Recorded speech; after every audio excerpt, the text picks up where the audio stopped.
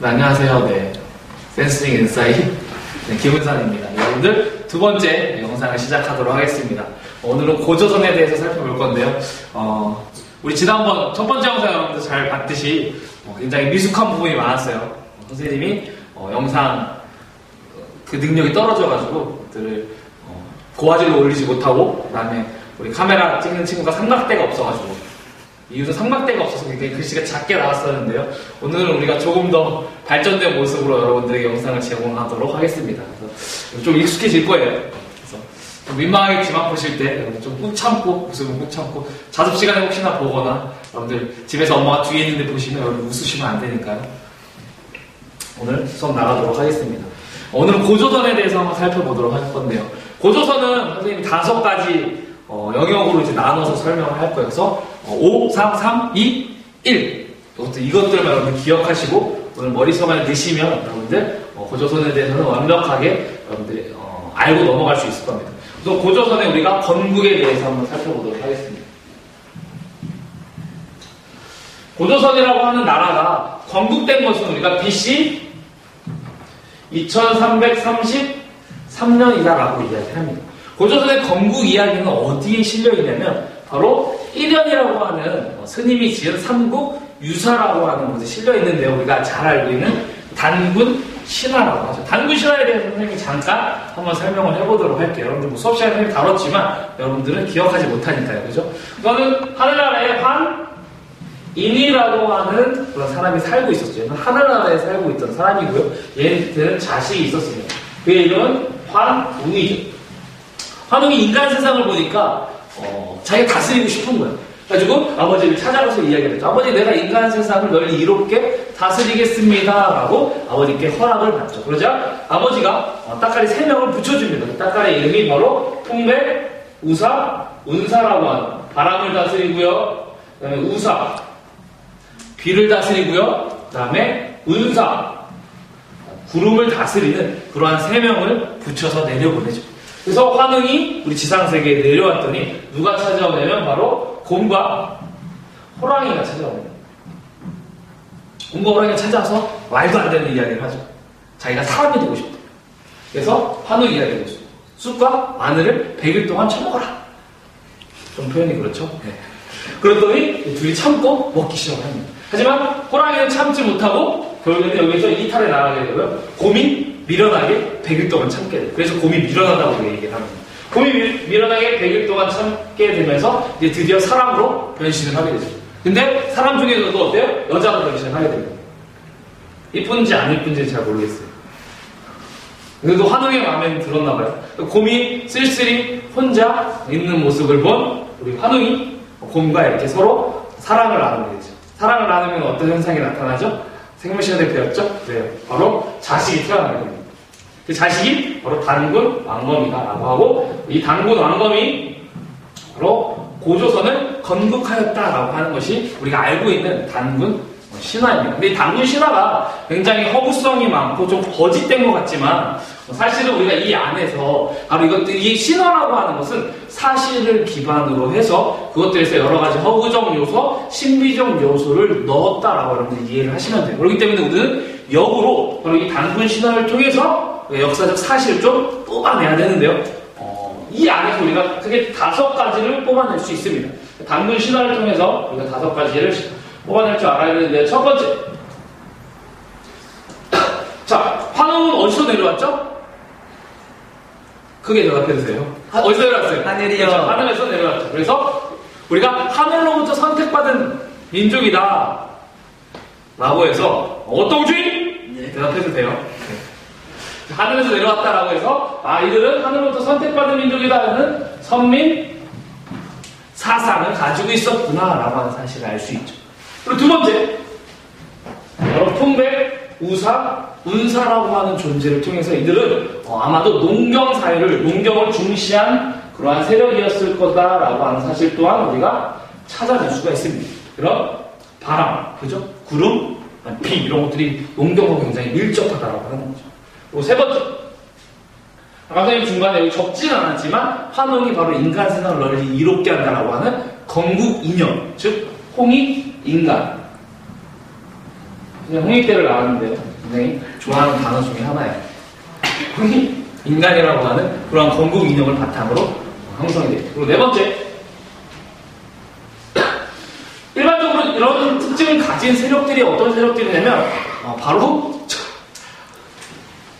기치왕건이 어떤 세력이냐면 바로 청동기 세력들이에요. 그래서 아마도 이 시기에 우리 고조선 사회는 청동기를 가진 바로 이 환웅 부족이죠. 그리고 신석기 문화에 머물러 있는, 여기서 말하는 아마 곰과 호랑이는 곰과 밀접하게 연관된 부족, 호랑이와 밀접하게 연관된 부족이었을 거다라고 우리가 이해를 하면 되겠습니다. 그래서 신석기 세력, 토테미즘 안에 있었던 신석기 세력, 즉 곰 세력과 연합해서 나타난 것이 우리의 고조선이다라고 하는 것들을 이해할 수 있겠죠. 그리고 마지막으로 단군, 왕검이라고 하는, 여기서 말하는 단군이라고 하는 것 안에는 어떠한 뜻이 있냐면 제사장이라고 하는 뜻이 있고요. 왕검은 정치적 지도자라고 하는, 왕이라고 하는 뜻이 있습니다. 이 사실로 봤을 때 어떠한 한 사람이 두 가지 모두 다 관장했구나, 두 가지 모두 다 이끌었구나 하는 사실을 통해서 이 시기가 제정 일치사회였구나라고 하는, 우리가 이러한 5가지의 사실을 뽑아내면 여러분들 되겠습니다. 대체로 이런 게 단군 신화가 주어지게 되고, 여기 안에서 우리가 알 수 있는 역사적 사실로 옳은 것은 이런 식으로 문제가 많이 출제가 되겠습니다. 5개예요. 이제 4개짜리로 한번 넘어봅시다. 고조선 하면 우선 여러분 우리가 다음번 알 것은 바로 이 고조선이 어디까지 영역을 확보했는가라고 하는 그러한 내용이죠. 이때 당시에는 국경이라고 하는 건 없었어요. 정확하게 지금처럼 국경이 없었기 때문에 어느 정도까지 영향력을 끼쳤는가, 이들의 문화 범위는 어딘가, 그리고 우리가 유물을 통해서 알 수 있는데요. 자, 여기에 관련된 유물은 대표적으로 청동기와 관련된 유물일 것입니다. 첫 번째, 비파형 문어. 이 모두 다 여러분 비슷한 지역에서 출토가 되기 시작합니다. 두 번째, 고인물. 세 번째, 미송리식 토기. 요거 정도 좀 암기해 주세요. 특별히 이 3개는 꼭 암기를 해주세요. 이러한 3개의 유물이 대체적으로 비슷한 지역에서 출토된 걸로 봤을 때 아마도 여기에 좀 세력이 큰 그런 나라가 있었을 것이다 라고 우리가 추측을 할 수 있죠. 그리고 플러스 하나 더, 거친 무늬 거울이라고 하는 그런 게 존재를 하게 되고, 이 4가지를 통해서 우리가 고조선의 영역을 파악할 수가 있겠습니다. 대체적으로 이제 한반도보다는 이쪽 고구려 영역이라고 할 수 있는 만주 지역에 많이 출토가 되게 됩니다. 자, 바로 나가서 바로 고조선 사회의 모습에 대해서 우리가 한번 살펴보도록 하죠. 사회 모습. 사실은 고조선에 대한 그러한 사료가 많이 남아있지는 않아요. 그래서 우리가 특별히 우리나라에 남아있는 사료는 많지 않고요. 바로 중국의 사료를 많이 받아서 우리가 그 고조선 사회를 우리가 알 수 있는데, 여기 고조선 사회를 알 수 있게끔 해주는 게 중국의 자료에 남아있는 바로 팔조법이라고 하는 겁니다. 문제 많이 나오는데요. 팔조법이 주어지고 이것을 통해서 알 수 있는 고조선 사회의 모습으로 옳은 것은 하고 물어봅니다. 그러니까 첫 번째, 자, 여러분들 한번 수업을 들으시면서 교과서를 한번 보시면 좋을 것 같은데요. 써놨어야 되는데, 그죠? 교과서는 19페이지에 잘 나와 있습니다. 그래서 18페이지, 19페이지에 잘 나와 있는데요. 19페이지에 보면 이제 뭐 사람을 죽인 자는 바로 죽인다, 남에게 상처를 입힌 자는 국물로 갚는다. 그래서 이런 식으로 이제 팔조법이라고 하는 게 남아 있는데, 여기서 우리가 3가지의 사회 모습을 끄집어낼 수 있습니다. 물론 더 많이 끄집어낼 수도 있어요. 근데 이제 대체적으로 이제 3가지를 이야기하자면, 먼저 이 시기는 계급사회라고 하는 거예요. 노비라고 하는 존재가 있다는 것을 통해서 계급사회였구나 라고 하는 사실을 알 수 있고요. 그 다음에 사유재산이 존재했구나, 자기의 재산. 청동기 시대, 지난 시간에 배웠던 청동기 시대와 굉장히 유사한 특징을 가지고 있습니다. 그리고 마지막으로 노동력을 중시했다라고 하는 사실 역시 여러분들이 유출을 하면 되겠습니다.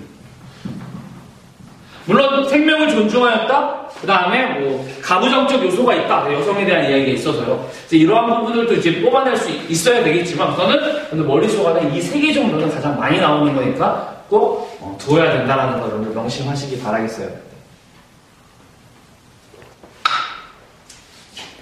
자, 시간 가서 바로 넘어갑니다.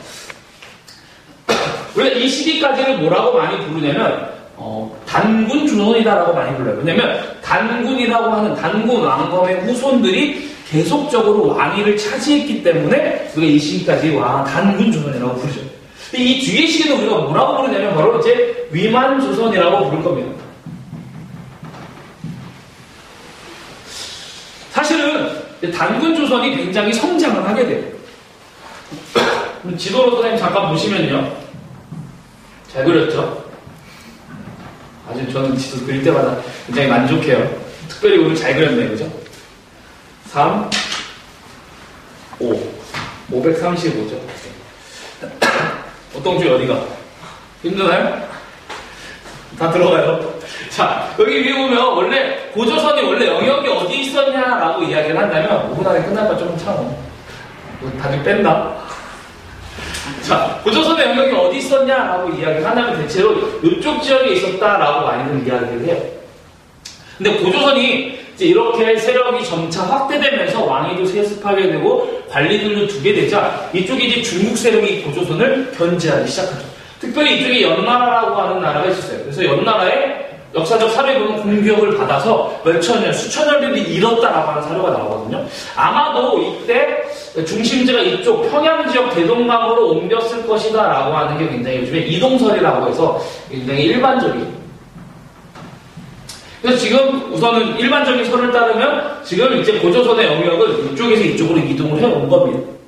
이러한 때 연나라가 굉장히 혼란스럽자 이쪽에서 누가 넘어오게 되냐면 위만이라고 하는 사람이 여러 자기를 따르는 무리들을 이끌고 넘어오게 되죠. 이때 당시에 이제 고조선의 왕은 준왕이었어요.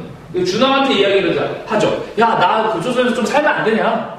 그랬더니 위만이 그러면 좋다. 너희가 이쪽에 국경을 좀 지켜라 라고 해서 위만에게 이쪽 국경을 맡기죠. 근데 위만이 가만히 있어 보니까 자기가 준왕보다 나은 것 같은 거예요. 자기가 준왕을 몰아낼 수 있을 것 같은 거예요. 그래서 준왕을 몰아내죠. 쿠데타를 일으킨 거죠. 그래서 고조선을 차지하고 준왕이 쫓겨서 이쪽 밑으로 내려가서 진국이라고 하는 것을 만들게 됩니다.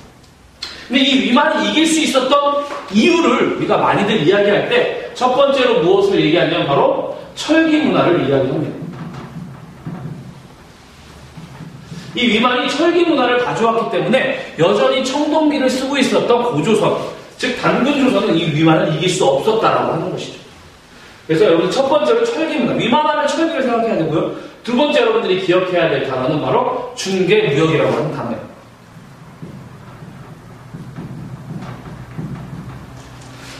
바로 이 혼란스러운 것들을 지나서 이쪽에 한나라라고 하는 나라가 생겨나게 되는데요. 이 한나라와 이 진국 사이, 그다음에 이쪽 유목민족들 사이에서 이 바로 위만조선이 자리를 잡아서 이 중간에서 이 무역의 이익을 차지하는 거예요. 그러니까 한나라 입장에서는 굉장히 부담되죠. 철기 문화를 강성하고 중개무역으로 경제적 이득을 취해가자 굉장히 견제하게 되고, 그래서 한 무제라고 하는 우리가 비단기를 만들었다라고 하는 한 무제 때 바로 공격해 들어오게 됩니다.